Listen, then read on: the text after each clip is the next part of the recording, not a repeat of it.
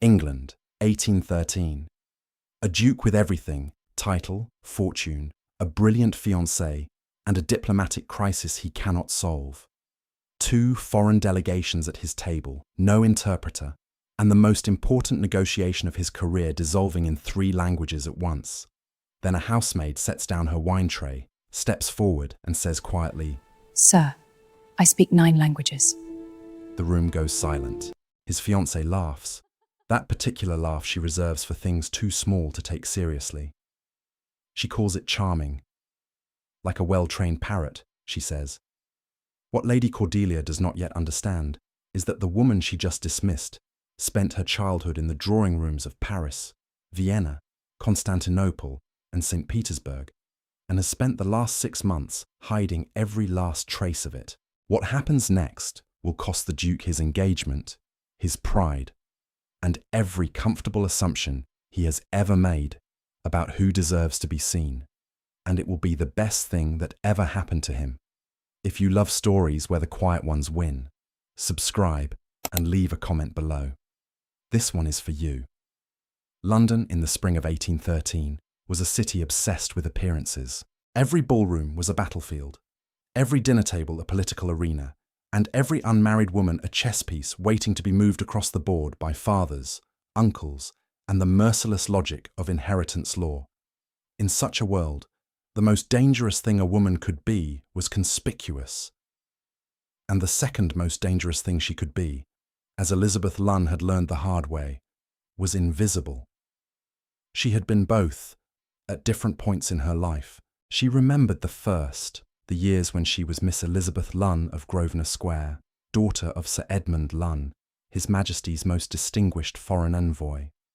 Those were the years of candle-lit drawing rooms and silk gowns, of being introduced to ambassadors at 12 and discussing trade routes at 14, of moving through Paris, Vienna, Constantinople, Saint Petersburg, and Lisbon as though the whole world were simply a series of elegant rooms to pass through.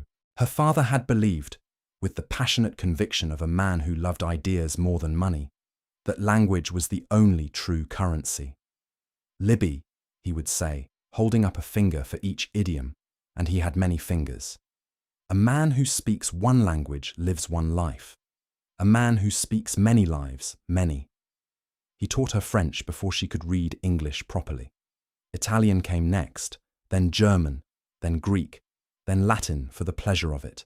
Russian arrived courtesy of a formidable countess in St. Petersburg, who decided that Libby's ear for accents was, quote, a gift from God that it would be a sin to waste. Arabic and Turkish followed in Constantinople. Absorbed during 3 years of diplomatic postings, overheard conversations, and the particular genius that children have for languages when no one is formally teaching them. By the time Libby was 17, she had 9 languages and a wardrobe full of fine dresses and a future that looked, by all reasonable measures, quite bright. By the time she was 22, she had 9 languages and nothing else. Sir Edmund Lunn had died of a fever in Lisbon, suddenly, without a will properly executed, without debts paid, without a plan. The house in Grosvenor Square went to creditors, the furniture went to creditors, the carriage went to creditors. Libby's dowry, it turned out, had never quite existed in the way her father had described it. What remained was a small trunk of books, a box of her mother's jewellery that she sold piece by piece over the following year, and 9 languages that no one in polite English society particularly wanted to acknowledge that a woman possessed. She tried, at first, to use them properly. She applied to be a translator for a shipping firm. The manager looked at her with an expression that suggested she had said something faintly obscene, and explained that they employed gentlemen for such work. She approached a publisher of foreign texts. He was more polite but no less firm. Surely she had a brother, a cousin, some male relative who could act as the face of the enterprise. She wrote to 2 government offices whose work she knew from her father's years of service. One did not reply. The other replied to say that her qualifications were impressive, but the position was not, regrettably, suitable for a woman. It was Mrs. Partridge who saved her in the end. Mrs. Partridge, who had once been a housekeeper at the Lunn home in better days, and who had never forgotten the strange, serious girl who used to sit on the kitchen stairs at 10 years old, reading Voltaire and stealing biscuits. Mrs. Partridge, who had by then become the head housekeeper at Ashmore House, the London and country seat of the Duke of Ashmore, and who sent a short, practical letter to Libby on a Tuesday in February 1813, which said simply, "There is a position here. The work is honest. The pay is fair. Come if you need to." Libby needed to. She arrived at Ashmore House on a Wednesday morning in her plainest dress, her hair pulled back with a severity she had learned to use as armour, and she made a decision before she even crossed the threshold. The 9 languages would go into a box. She would lock the box. She would put the key somewhere she could not easily find it. She would be Elizabeth Lunn, housemaid, and that would be enough. That would have to be enough. She had been there 3 months before she met the Duke properly. Duke Phineas Gage was, in the estimation of London society, the most eligible and the most infuriating man in England. He was 32 years old, possessed of a fortune that made matchmaking mothers weep with longing, and blessed, or perhaps cursed, with the kind of physical appearance that painters tried to capture and usually failed. He was tall, dark-haired, with the sort of strong jaw and serious eyes that suggested either great depth of character or considerable stubbornness. In his case, it was both. He was not unkind. That was important to understand. He was not cruel, not capricious, not the sort of man who enjoyed the suffering of others. He was, in fact, deeply good, in the way that a river is good, constant, purposeful, flowing always in the same direction, wearing down obstacles through sheer persistence rather than malice. His tenants on his 3 country estates loved him. His solicitors respected him. His horse, a grey stallion named Augustus, appeared to be genuinely fond of him, which Mrs. Partridge always said was the only character reference a gentleman truly needed. But Phineas had a flaw, and it was a significant one. He was proud, not vain. He paid little attention to his appearance and actively disliked the social rituals that required him to be admired. He was proud in a deeper, more structural sense. He believed in the rightness of his own judgment. He believed that when he had made a decision, that decision was, by definition, correct, and that revising it amounted to a form of weakness. He believed, in particular, that his engagement to Lady Cordelia Vane was a sensible arrangement that served the interests of both families, and that whatever faint discomfort he occasionally felt in her company was simply the ordinary friction of 2 independent personalities learning to coexist. He told himself this frequently. The frequency with which he had to tell it to himself should perhaps have been a warning. Lady Cordelia Vane was 24 years old, daughter of the Earl of Whitmore, heiress to a fortune built on colonial trade, and possessed of a beauty so precise and deliberate that it felt, in certain lights, like a weapon that had been specifically manufactured for war. She was charming in company and devastating in private. She had a talent for cruelty that was genuinely artistic in its execution. Her insults were never crude, never obvious, always wrapped in the gauze of wit and delivered with a smile so luminous that the victim often did not realize they had been cut until they were already bleeding. She treated servants with the particular contempt of someone who had never, not for a single day in her life, been required to depend on her own resources. Maids were furniture to her, useful, interchangeable, and faintly ridiculous when they forgot their proper function and attempted to have personalities. She had noticed Libby exactly once in 3 months, which was the occasion on which Libby had failed to move out of her path quickly enough in the upstairs corridor. Cordelia had looked at her with the distant curiosity one might apply to an unremarkable piece of decor, and then looked away. Libby had preferred it that way. The evening that changed everything began, as most fateful evenings do, with an administrative failure.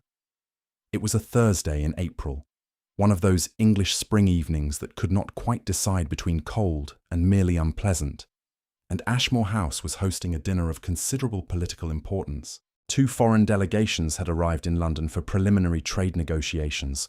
The Russian envoy, Count Alexei Volkonsky, a large and emotionally expressive man who had the energy of a thunderstorm and the subtlety of a dropped anvil, and the Ottoman representative, Senor Ibrahim Hassan, who was philosophical, patient, and had been visibly unimpressed by England since approximately the moment his ship had docked at Dover. The professional interpreter who had been contracted for the evening had taken ill, genuinely ill, with a fever of concerning magnitude, not the diplomatic illness that London professionals occasionally deployed when better engagements presented themselves. The second interpreter, hired as a precaution, had simply not appeared. His rooms were empty. His landlady had not seen him. He had, in the most complete sense, vanished. Phineas discovered this 40 minutes before dinner. His secretary, a nervous young man named Fellows, delivered the news with the expression of someone confessing to a capital crime. Phineas received it with the stillness of a man who was beneath that stillness, doing rapid and unflattering calculations about the evening ahead. The dinner was important. The trade negotiations were important. Count Volkonsky spoke no English and no French. Senor Hassan spoke no English, fluent Arabic and Turkish. The two of them could not communicate with each other or with their English hosts. The dinner was, in every practical sense, a catastrophe waiting to happen in 3 languages simultaneously. "Has anyone in the household any facility with Russian or Turkish?" Phineas asked his secretary, with the forced calm of a man attempting not to shout. "Not to my knowledge, Your Grace," said Fellows, who was already backing toward the door. "Find out. Ask everyone. I want an answer in 10 minutes. No answer came, or rather, the answer came back negative, passed from footman to footman like a terrible rumour. Nobody in Ashmore House spoke Russian. Nobody spoke Turkish. Nobody, it appeared, spoke anything except English, and a little schoolroom French that would not survive contact with either delegation. Phineas dressed for dinner with the grim efficiency of a general, preparing for a battle he already suspected he would lose. Libby was carrying a tray of wine glasses through the corridor outside the dining room when she heard it, the first sounds of the evening dissolving into polite chaos.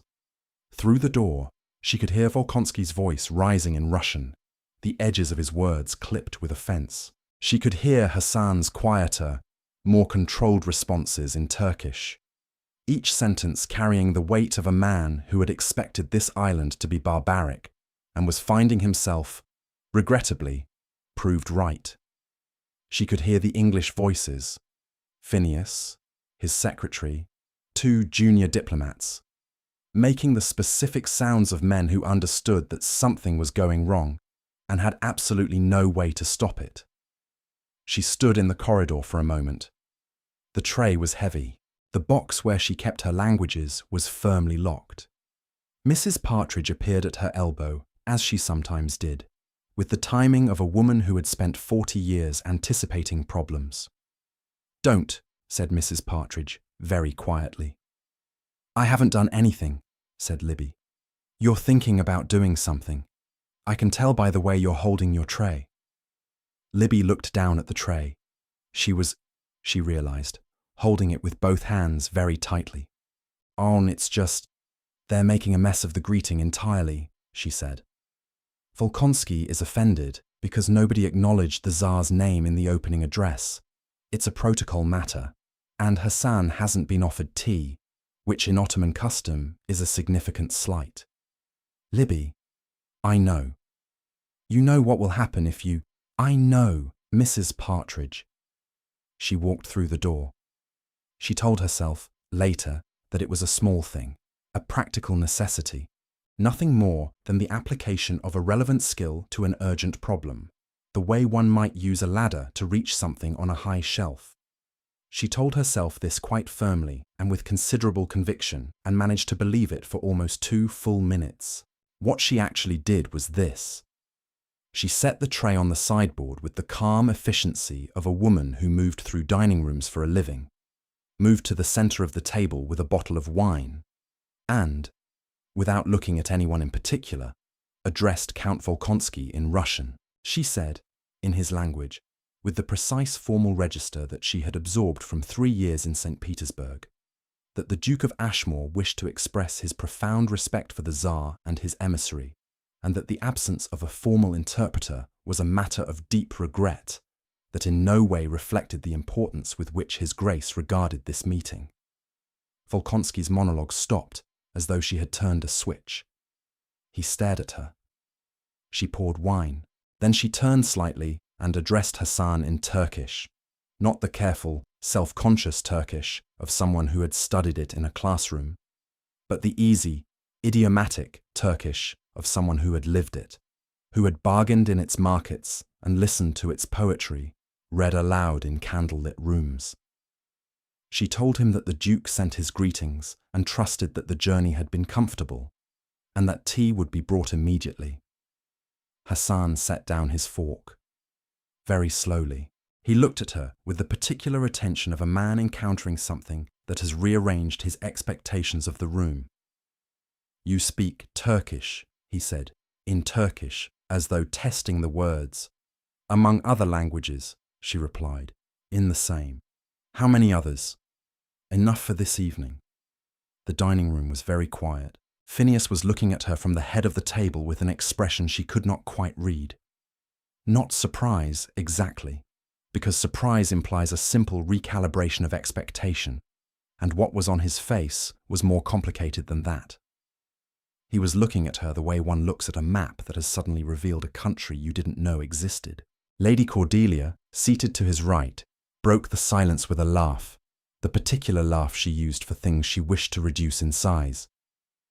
"How charming," she said, with a smile that could have cut glass. "A maid who speaks Russian, like a very well-trained parrot." The room waited. Libby did not reply. She had learned, over several years of practicing invisibility, that the most effective response to that sort of remark was no response at all. That silence, properly deployed, could be more devastating than any comeback. She simply moved to refill the next glass, with the serenity of someone who had not heard anything of particular interest. It was Hassan who spoke. He said, in English, his first English words of the evening, delivered with the deliberate precision of someone choosing a weapon, that in his experience, a person who could speak many languages had, by definition, lived many lives. He said that in his country, such a person would be received with great honor. He looked briefly at Cordelia. He did not say anything else. He did not need to. Cordelia's smile did not waver, but something behind her eyes did. Phineas was still watching Libby. She could feel it. She finished the table and left the room. She expected nothing to come of it. That was not false modesty. It was a pragmatic assessment, based on 3 months of observation. Phineas was a practical man. He would note what had happened, file it appropriately in the ledger of his mind, and move on. The box would stay locked. Libby would go back to being invisible, which was exactly what she preferred. She had not accounted for the fact that Phineas was also, underneath the practicality and the pride, a man who was constitutionally incapable of leaving an interesting question unanswered. She found him in the library at 11 o'clock that night, when she went in to collect the abandoned glasses from the post-dinner reading that senior members of the household sometimes indulged in. He was in the leather armchair by the fire, jacket discarded, cravat loosened, reading Voltaire in the original French, not performing the reading of Voltaire, actually reading it, with a pencil making small notes in the margins, which was the sort of thing that, Libby thought despite herself, revealed a great deal about a person. She stopped in the doorway. He looked up. "You don't have to go," he said. It was not a command. It was a statement, offered in a tone so matter-of-fact that it caught her off guard. She took 2 steps into the room and began collecting glasses. "Where did you learn Russian?"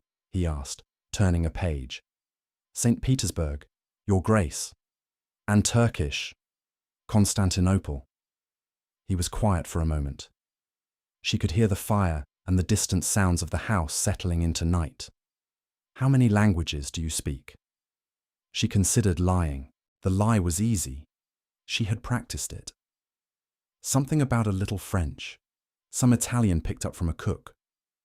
But there was something about the library, about the Voltaire with pencil marks in the margins, about the way he had asked the question as though he actually wanted to know and not merely to be surprised by an amusing anecdote. 9, she said. He lowered the book, not dramatically. He set it on his knee and looked at her with the focused attention of a man doing arithmetic. 9, he repeated, counting Latin, which is technically deceased. If that disqualifies it, then 8. Latin doesn't disqualify. A pause. Why didn't you say so when you were hired? And there it was, the question she had been waiting for, the one with the real answer underneath it. She placed the last glass on the tray and looked at him directly, which was perhaps more directness than was strictly appropriate for a housemaid addressing a duke in his private library at midnight. But the hour and the fire and the penciled Voltaire had rearranged the usual rules slightly. Because maids with 9 languages are not hired as translators, she said. They are hired as curiosities, shown off at dinner parties, made to perform for guests, and then dismissed when the novelty becomes inconvenient or the guests begin to ask uncomfortable questions about why a person of such education is carrying their coats. He was very still. She had the sense of having said something that landed differently than she'd intended, not badly, but more precisely, the way an arrow lands differently when the target is closer than you estimated. That is, he began. True, she said. Yes.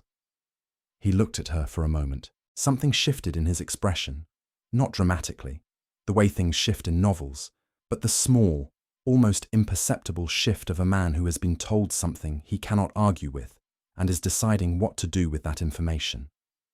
I was going to say unjust, he said. She had not expected that. Oh, she said. And then, because there was nothing more useful to say, good night, Your Grace. She left with her tray. He watched her go. In the corridor outside, she stopped for just a moment, her back against the wall, the tray cool in her hands, and she stood there in the quiet dark and told herself, clearly, firmly, with all the authority of someone who had survived considerable adversity through the reliable application of common sense, that whatever had just happened in that library was not interesting, was not significant, was not something she was going to think about. She thought about it for the next 6 days. The negotiations did not, as Phineas had feared, collapse in the aftermath of the interpreter disaster. They were salvaged, almost entirely, by Libby. This was not Phineas's idea, or rather, it was his idea, but it arrived somewhat sideways, via the mechanism of practical necessity, rather than the more direct route of personal inclination, which he would have found more difficult to justify to himself. Fellows brought him the situation on Friday morning. Volkonsky had agreed to continue the talks, but only on the condition that the translator from Thursday evening be present at all subsequent sessions. He had made this demand in Russian, which Fellows reported second-hand via a series of embarrassed gestures from someone who had been in the room at the time. Hassan had added his endorsement with the particular serenity of someone who has already won and is simply waiting for the other party to realize it. They want the maid, Fellows said, in the tone of a man who found the sentence surreal. Her name is Miss Lunn, Phineas said. Yes, Your Grace. Arrange it. He told himself it was purely practical. He told himself this quite a lot over the following days. The sessions were held in the library, which Phineas had chosen because it was the most neutral room in the house, free of the social theatre of the drawing room and the formality of the study. He had not chosen it. He was clear about this, because he had recently had an interesting conversation there with a woman who read Voltaire. The first session lasted 4 hours. Libby translated without notes, moving between Russian and Turkish and English with the ease of someone changing registers in a single conversation, occasionally pausing to explain a cultural nuance that went beyond the words themselves, the specific gravity a Russian word carried in the context of imperial honor, the way a Turkish construction could imply a commitment that its English equivalent left open. Volkonsky was transported. He addressed her after an hour with the respectful formality he reserved for people he had decided were worthy of him, which, Phineas gathered, was not a category he populated easily. Hassan smiled, a small, private smile that appeared briefly and was gone, but which felt, to those who noticed it, like a form of blessing. Phineas sat at the head of the table and conducted the negotiations, and told himself he was not watching her. He was watching her. He was watching the way she listened, completely, without the half attention that most people applied to conversations, the way she seemed to process not just the words, but the architecture of each sentence, the weight of what was said and what was carefully not said. He was watching the small, precise gestures she used when searching for the right word in one language to carry the full meaning of something said in another. He was watching the way she handled Volkonsky's theatrical explosions of indignation, not with alarm, not with deference, but with a kind of calm attention that seemed to say, "I see what you are doing, and it is somewhat effective, and I will translate it faithfully. But you should know I am not fooled." On the second day, during a break in the negotiations, he brought her tea without quite deciding to. She looked at the cup. She looked at him. He looked at a point approximately 6 inches above her left shoulder. "Thank you, Your Grace," she said. "How do you say 'thank you' in 9 languages?" he asked, which had not been what he intended to say, and he was not certain why he had said it. She told him. She went through each one. The French merci with its quick informality, the Russian spasibo with its particular warmth, the Arabic shukran, the Turkish teşekkür ederim, the Latin gratis agere, and he listened with an attention that was not, he recognized distantly, entirely linguistic. "My Latin is extremely poor," he said. "I know," she said. "I heard you reading Cicero aloud last Tuesday. You mispronounced consul 3 times. You were outside the library on Tuesday." "I was cleaning the corridor, Your Grace. Sound travels. Did you consider correcting me?" "I considered it, and decided against. You seemed very committed to your pronunciation." He looked at her. She was looking at the tea. Something at the corner of her mouth was doing something that was not quite a smile, and was not quite not a smile. He went back to the negotiations. Lady Cordelia was not oblivious. Whatever else she was, and she was many things, not all of them comfortable, she was not a fool. She had been watching the library sessions from the periphery, catching fragments through half-open doors, reading the temperature of rooms she entered after Libby had left them. She had noticed the way Phineas moved through the house differently now, with a faint, uncharacteristic restlessness, the way a room acquires a different quality of air when something new has been introduced into it.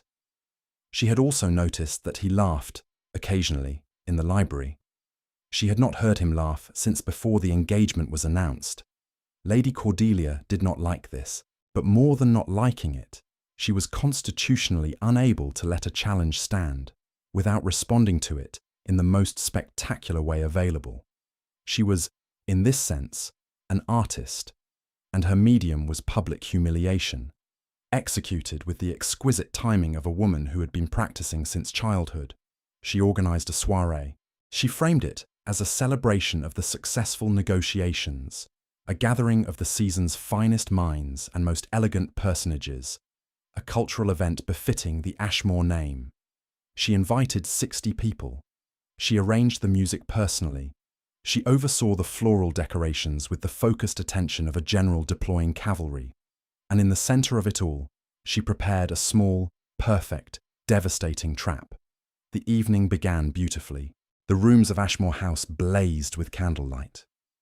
The music was Haydn, performed by a quartet Cordelia had hired specifically because they were excellent and because excellence made her look generous. The guests were splendid. The champagne was cold. Libby moved through the edges of all of it, serving, collecting, the practiced invisibility she had been maintaining for months. She noticed nothing unusual until Cordelia's voice, carrying the particular projection of someone who has been educated to be heard, rose above the general conversation and addressed the room. "Friends," said Cordelia, with a radiance that lit the room like a second set of candles. We have been so fortunate this season to have in Ashmore House what I can only describe as a singular curiosity. A maid who speaks, if the reports are to be believed, 9 languages. Libby, darling, do come forward. The room turned. 60 faces, many of them recognizing something theatrical in the moment, arranged themselves toward her with the collective attention of an audience that has heard the curtain about to go up. Libby came forward. There was nothing else to do. "Do give us a demonstration," said Cordelia warmly, as though she were doing Libby an enormous favor. "Something in each language, perhaps. Just a phrase or two. After all, it is such an entertaining accomplishment." She said the word entertaining, the way one might say impossible to take seriously. She said accomplishment, the way one might say trick. The room waited. Volkonsky and Hassan, who had been invited as guests of honor and were standing near the window, waited with a different quality of attention. Alert, assessing. Libby stood in the center of the room. The box where she kept her languages was, as always, locked. But she had the key. She looked at Cordelia, a long, clear look, the kind that does not flinch and does not perform and does not ask for anything. Then she spoke. She spoke in Italian first, not a casual phrase, but a sentence from Machiavelli, something she had read at 15 in her father's library in Vienna, something that had settled into her memory with the permanence of things that are true. She said, "Those who laugh at others rarely ask themselves what others laugh at in return." She moved without pause into French, a line from Montesquieu, considered and deliberate. She said, "Ignorance is the only obstacle between an ordinary person and greatness." She continued, German, a precise observation from Goethe about the nature of character. Russian, something from Pushkin that landed in the room with the particular weight of a language that did not apologize for its own depth. Arabic, a classical proverb about the uses of silence. Turkish, a line she had heard a scholar recite in Constantinople about the distance between what is said and what is meant. And then she stopped. And in English, her first language, the language she had grown up speaking and reading and thinking in, the language she had been speaking all her life in rooms where nobody had paid much attention to what she was saying. In English, looking directly at Cordelia with a politeness so perfect it had edges, she said, "Those were from Machiavelli, Montesquieu, Goethe, Pushkin, and 2 classical scholars, whose names I would be happy to provide in writing. My father taught me that languages are not tricks. They are lives. Each one I learned is a life I have lived. In rooms, in markets, in libraries, in conversations with people who trusted that the girl listening understood them. I am not a curiosity, Lady Cordelia. I am simply a person who listened more carefully than most." The room was silent. Then Volkonsky, from his position near the window, began to clap. He clapped slowly, deliberately, in the Russian manner, the kind of applause that carries intention. Hassan smiled, the real smile this time, not the small private one. A few other guests joined, the hesitant applause of people who were not sure of the social calculus, but were fairly sure they had just witnessed something important. Cordelia's smile remained perfectly in place. Her eyes were doing something entirely different from her mouth. Phineas was standing near the fireplace. He had not moved. He was looking at Libby with the expression of a man who has been presented with evidence that contradicts a theory he has held for a long time and is in the process of updating it completely. She went outside afterward, when the guests were occupied and the applause had dissolved back into conversation, and no one was particularly watching where the serving staff went. The garden at Ashmore House was private and poorly lit and cold at this hour, and those were all, at this moment, recommendations. She stood near the rose beds that were not yet in flower. It was too early for roses. Everything was still tight and dormant and waiting. And she breathed the cold air and told herself that she had done something imprudent, and that she needed to decide how to manage the consequences. She heard footsteps on the gravel. She did not need to turn to know who they belonged to. That was, said Phineas from behind her, extraordinarily unwise. Yes, she agreed, and completely correct. She turned then. He was standing a few feet away, jacket dark against the darker garden, his breath a small cloud in the cold air. You don't have to. I should have said something, he said. At the dinner. In the corridor after. At any point in the last 3 weeks when she was unkind, and I said nothing because it was convenient not to. He said this with the specific discomfort of a person making a confession they have been avoiding. I am aware that my silence was a form of permission. She looked at him. There was something in his voice that she hadn't heard before. Not softness, exactly.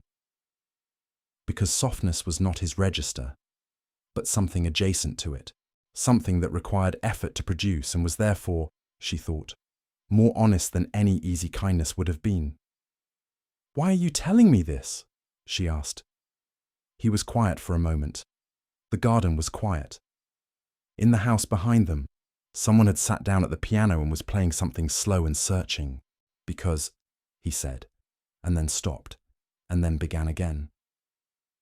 Because you are the only person in that house who tells me the truth without wanting anything in return. My solicitors tell me what they think will please me. My secretary tells me what he thinks I need to hear. My fiancée, he paused briefly on the word, tells me things that are strategic. You tell me when I mispronounce Latin. That's a very low bar for honesty, she said.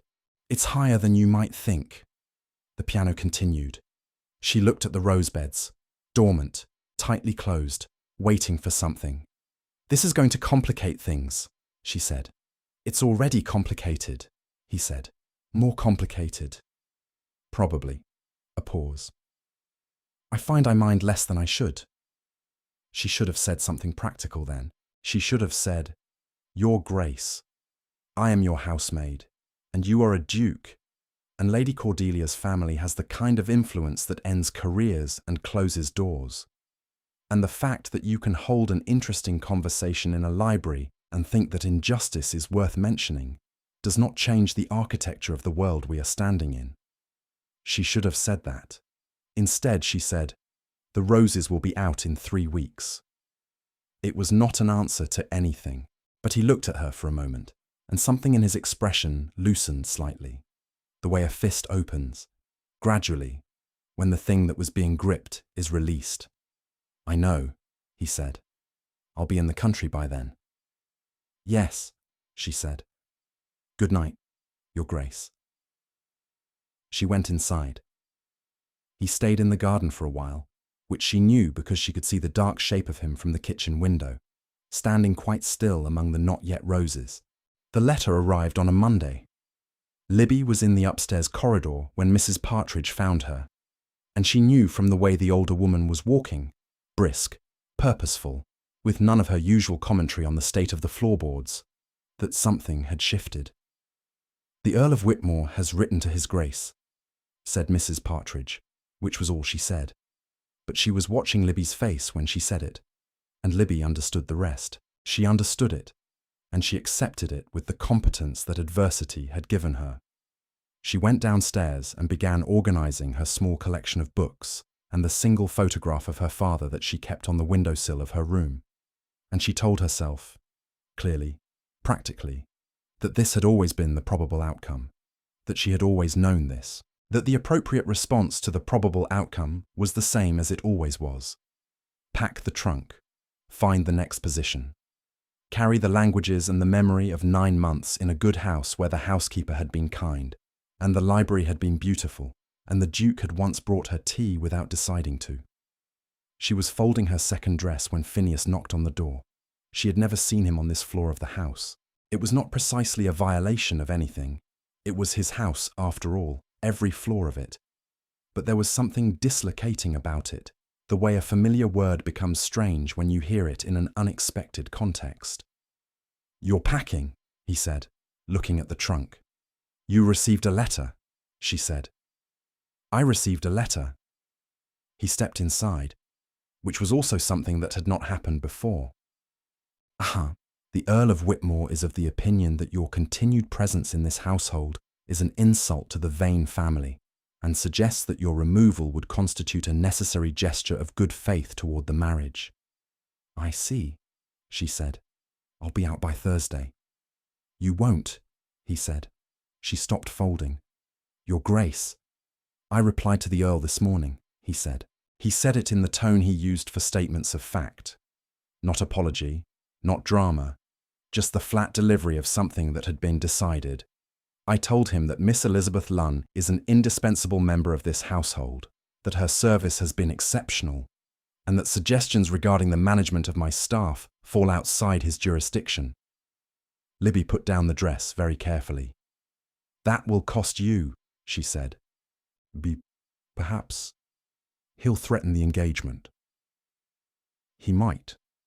Phineas looked at the photograph of her father on the windowsill. Your father? Yes. He looks like a man who enjoyed a conversation. He did, she said, and something moved in her chest, the particular ache of the present tense that has had to become past tense. He would have liked you, I think. You argue with books. Is that a recommendation? It's the highest one I know. He looked at her then, the full, direct look that she had been carefully not receiving for 3 weeks because she had understood, in the practical part of her mind, where it led. The direct look of a man who has made a decision, and unlike his previous decisions, is uncertain of it, and finds that uncertainty tolerable because the alternative is worse. There are things, he said, that cost less than other things. Some things that appear to cost a great deal cost, on closer examination, very little. And other things that appear to be free are, in fact, upon examination, the most expensive decisions a person can make. You're talking about the engagement, she said. I'm talking about several things simultaneously, he said. I am not, as you have probably noticed, extremely practiced at talking about several things simultaneously. You're better at it than you think, she said. You're just afraid of where the sentences end. He was quiet for a moment. I'm going to need those languages, he said, for the final signing next week. I know. Don't pack the trunk. She didn't answer. He left. She stood in the middle of her room with the folded dress in her hands and looked at the not-packed trunk and the photograph of her father and the window where the afternoon light was doing something particularly golden and unreasonable. And she sat down on the edge of the bed and breathed. The day of the final signing was one of those English spring mornings that make up for all the grey ones, clear and bright and generous with light, the kind of morning that makes even Londoners briefly sympathetic to the sun. The great hall of Ashmore House had been arranged with formal precision, 2 long tables, the British documentation in neat stacks, the delegations in their finest. Libby arrived early, as she always did, and arranged herself near the window where the light was good and she could see all 3 groups simultaneously. She had dressed more carefully than usual, not elaborately, but carefully, which is different. Mrs. Partridge had left a small gold pin on her windowsill that morning without comment. The delegations arrived. Volkonsky, resplendent and emotional. Hassan, composed and watchful. The English contingent, solemn in the way of men who understood they were participating in history and were slightly self-conscious about it. Cordelia arrived last. She was, as always, devastating to look at. Her dress was the exact colour of confidence. She took her place near Phineas with the proprietary ease of a woman who considers the space around a man to be an extension of her territory. And she stood there in the good morning light, and she smiled at the room. Libby began the translations. The final review of the document was the last formal hurdle, a reading of each clause, rendered into all 3 languages, confirmed by all 3 parties. It was intricate work, the kind that required the full architecture of her attention, and she gave it that. And for a while there was nothing in the room except the work itself and the satisfaction of doing it well. She was in the middle of the 4th clause, a delicate point about commercial precedents that Hassan had flagged as requiring precise language, when she heard Cordelia's voice, low and intended only for Phineas, from 3 feet away. "My father's patience has limits," said Cordelia, with the pleasantness of a woman describing the weather. "Dismiss her this week, or the engagement is finished. Consider carefully, Phineas. A maid or a county?" Libby did not look up. She continued translating. She rendered the 4th clause into Turkish, paused for Hassan's confirmation, turned to render it in Russian. In her peripheral vision, she could see Phineas. He was very still. She rendered the 4th clause into Russian. Volkonsky nodded. She turned to the 5th. Then Phineas spoke. "Very well," he said. "I beg your pardon," said Cordelia. "The engagement. Very well. If those are the terms, then it is finished." The pause that followed was significant. Cordelia turned to look at him with the expression of a woman who has said something that always worked before and is encountering for the first time the possibility that it has not worked. "You cannot be serious." "I am," he said, "almost always serious. It is, as you have frequently pointed out, one of my less endearing qualities." Libby had stopped translating. The room had noticed. Volkonsky and Hassan were watching with the specific interest of people who understand that something more important than a trade agreement is being negotiated. "To, you are choosing a servant," said Cordelia, her voice carrying the particular edge of someone who is trying to reduce the scale of something by naming it incorrectly, "over everything." "I am choosing," said Phineas, with the methodical clarity of a man who has thought this through and dislikes the fact that he didn't think it through sooner, "to stop making decisions based on what is convenient rather than what is right. They are, I have discovered, not usually the same thing." He looked then at Libby. She had not moved. She was holding the document in both hands and looking at him with an expression that she was, for once, not able to make unreadable, because the expression was too many things at once: surprise and relief, and something more complicated that she had been keeping in the locked box along with the languages. Cordelia looked at her too, and then, with a magnificence that was almost admirable, she gathered herself, straightened her spine, lifted her chin, arranged her face into its most perfect expression, and she walked out of the room, slowly, with the grace of a woman who intends the exit to be the last word. The door closed. The room released a breath. Volkonsky said something in Russian. It was, Libby registered distantly, a blessing, a traditional Russian blessing for a man who has finally come to his senses. She did not translate it aloud. Afterward, when the document was signed and the delegations were celebrating and the champagne had appeared from somewhere, she found a quiet corner near the library door and stood there for a moment, just breathing. She heard his footsteps. She had become, over the last 3 weeks, extremely familiar with his footsteps. "The 5th clause," she said, when he stopped beside her. "Hassan still has a concern about the phrasing of the obligation clause. You should—" "Libby." She stopped. He used her first name rarely, and each time it had the effect of rearranging the room slightly. I'm going to say something," he said, "that I have been constructing for some time, and have consequently over-prepared, and it will probably come out badly. And I would ask you to extend me the same patience you extended to Volkonsky during the 2nd session when he went on for 40 minutes about the historical injustices of the 1809 treaty." "That's a very high standard," she said. "Volkonsky is extremely loud." "I'm aware. Nevertheless." She turned to face him. He looked, for the first time since she had known him, uncertain. Not anxious. Uncertainty in him was too substantial for anxiety. It was more like the discomfort of a very solid structure encountering something it was not designed for and adapting anyway.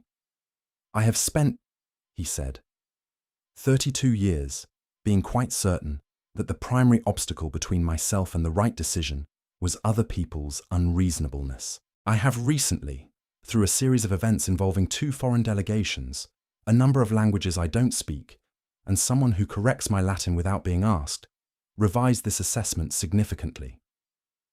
How significantly? She asked. In the direction of it being primarily my own obstinacy, he said, my own pride, my willingness to accept arrangements that were convenient rather than ones that were honest, and to call that willingness duty in order to make it sound better than it was. She was very still. The light from the library behind them was doing something warm and golden. In the distance, she could hear Volkonsky laughing. You lost the engagement, she said. I ended it, he said. There's a difference. I ended it because it was the right thing to do. That it is also the thing I wanted to do is, I think, not incidental. The Earl of Whitmore will, I know what the Earl of Whitmore will do, he said. I have a reasonably clear picture of the social and financial costs of this morning's decision. I made it anyway. Why? She said. She asked it simply, not as a challenge, not as a test, but as a genuine question, the kind that wants only a true answer. He looked at her for a moment. Because, he said, there are things that cost less than they appear to, and things that cost more. The correct Latin for, I have wasted considerable time on the wrong priorities, is, I believe, tempus male consumpsi, and I would like, if you are willing, not to continue wasting it. She was quiet for a long moment. Your Latin is improving, she said. I have good cause to practice. The social consequences are manageable. People will talk. People always talk. You have noticed this, living in a house full of them. She looked down at the document she was still holding. The 5th clause, with Hassan's note in the margin in Turkish. She had done the work. The treaty was signed. The delegations were celebrating in the next room. She had done everything she had been brought here to do, and now she was standing in a corridor with a duke who had just dismantled his engagement because he found the alternative, which was, she understood, her, more important. This was not, she thought, a practical situation. She had spent 3 years practicing invisibility, 9 years before that being the daughter of a man who loved languages more than money, which was beautiful and impractical, and had left her here, in this corridor, holding a treaty in 2 languages that she had helped to build. She had a trunk that she had half packed and half unpacked. She had 9 languages and her father's photograph and the memory of a garden where the roses were not yet out. None of that, she thought, was an argument against this. The roses will be out next week, she said. He looked at her. Yes, he said, they will. I have never, she said, actually seen them in bloom. I arrived after the season. They're quite good, he said. The ones in the North Garden particularly. I've heard. You're welcome, he said, with the deliberate care of someone navigating unfamiliar language, to see them. She looked up at him. The afternoon light was generous. In the other room, someone was playing the piano again. Something cheerful this time, something that was not searching for anything because it had already found it. That, she said, quietly, is the best offer I have received in some time. The roses in the North Garden of Ashmore House were, as it turned out, exceptional. They were old roses, planted by Phineas's grandmother, and they had the confidence of things that have been doing what they do for a long time, and no longer feel the need to explain themselves. They came out in deep pinks and whites, and one particular variety that was almost exactly the colour of old parchment. And they smelled of something between honey and history. And they were so thoroughly and unapologetically beautiful that standing among them felt like being inside a room made entirely of good decisions. Libby was standing in that room on a Wednesday afternoon when Phineas came to find her. He had spent the 3 weeks managing the social and financial aftermath of the broken engagement with the methodical efficiency of a man who had already decided what mattered and was simply clearing the administrative debris from around it. The Earl of Whitmore had made considerable noise, as predicted. Certain doors in certain drawing rooms had been briefly closed. Fellows had been heroically competent. which helped. Mrs. Partridge had run the household with the serene authority of someone who had been expecting this and had quietly prepared for it. The negotiations were concluded, successful, formally praised by all parties. Count Volkonsky had sent a personal letter, in Russian, addressed to Libby directly, which had made fellows do an unprecedented triple take, congratulating the English on finally producing one person who could hold a proper conversation. Hassan had sent a gift, a small, beautiful edition of Persian poetry, with a note that said simply, "For the person who listened." None of this had resolved anything between Phineas and Libby, because Phineas was, still, fundamentally a man who required structure, and the structure of this particular thing needed to be built carefully. He had spent the 3 weeks building it. The framework was ready. He found her among the old roses and stood for a moment without saying anything, which was unusual for him. He was not, generally, a man who lingered in doorways. And she turned and looked at him with the clear, direct look that had been the first thing about her he had been unable to forget. "How is it?" he asked, meaning the garden. "As advertised," she said. "Better, actually. The parchment ones are my favourites." "I know. You mentioned them 3 times last week. I don't repeat myself." "You do about things you love," she said. "The Voltaire, too, and the particulars of the 1808 trade routes, and—" "I understand the point," he said, and she was smiling now, the full version of it that she no longer put away. He reached into his jacket pocket and produced a letter. She looked at it. "What is this?" she asked. "But it is on," he said. "A formal offer of the position of official diplomatic translator to the Ashmore estate, at a salary that I have had reviewed and confirmed is appropriate and not insulting, with the terms outlined clearly so that there is no ambiguity." She took it. She read it. Her expression moved through several things. "This is a very formal document," she said. "I am a formal person," he said. It seemed appropriate. A pause. "There is also a second document. A second. In my other pocket." He did not retrieve it immediately.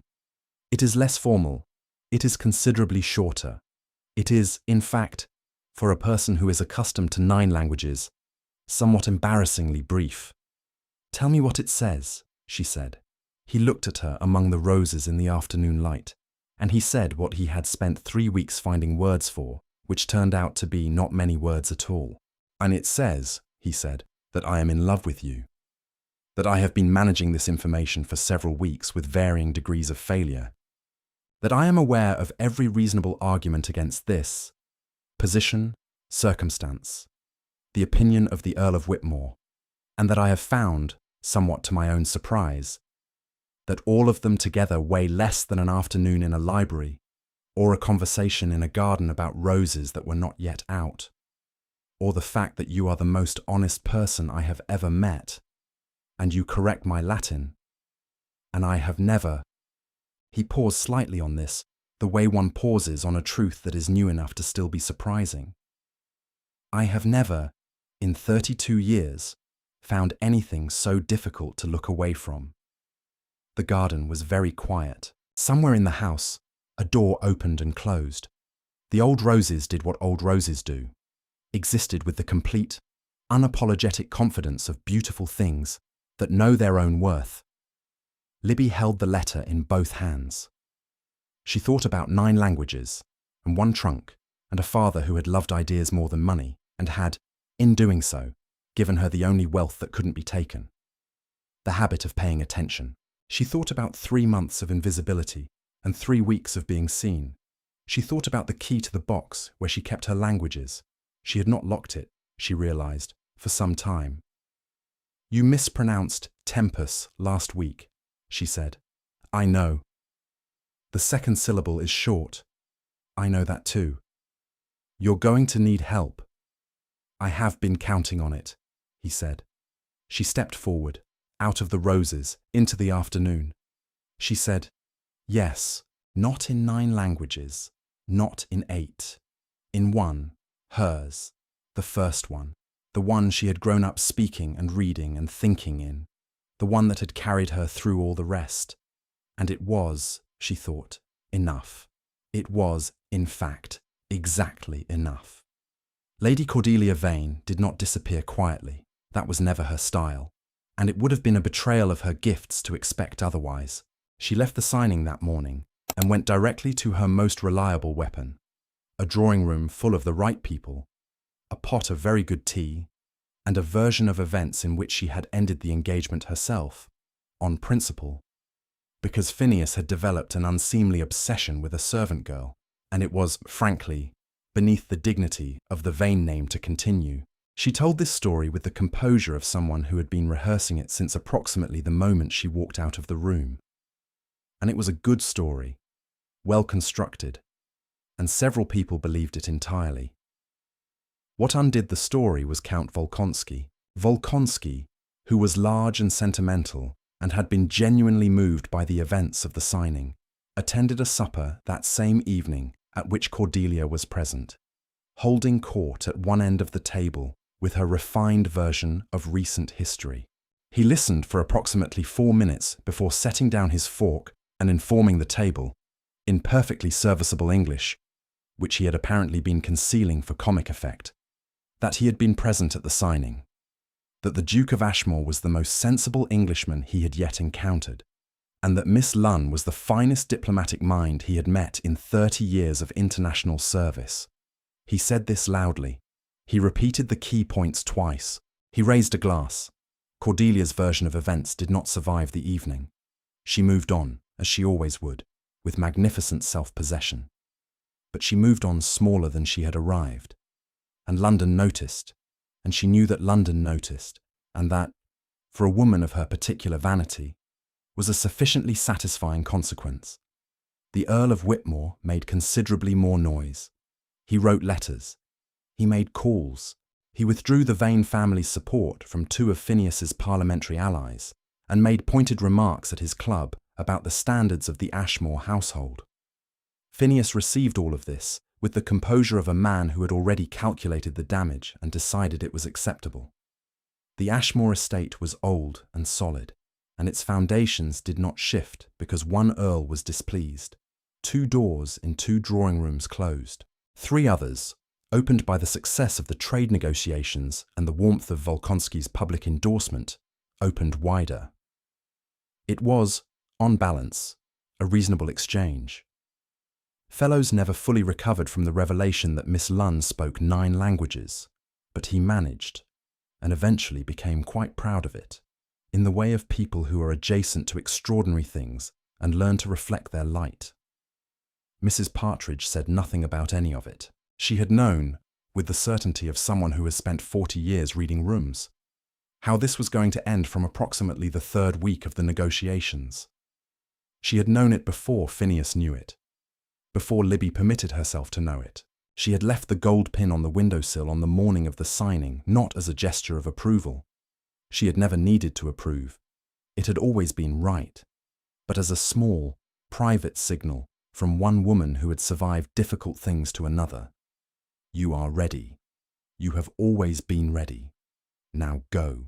On the evening of the day, Phineas proposed, formally, in the library, with a ring that had belonged to his mother and a speech that was considerably better than the one he had rehearsed. He went to find Mrs. Partridge in her sitting room. He knocked. He entered. He told her what had happened, which she already knew because she knew everything, and he said that he was grateful, which was not a word he used easily, and it cost him something to say it, and she knew that too. She arrived here with 1 trunk and 9 languages and nothing else, said Mrs. Partridge, who was looking at her window rather than at him, in the manner of someone discussing a practical matter. Her father gave her the best thing he had. You would do well to remember that. I know, said Phineas. Good, said Mrs. Partridge.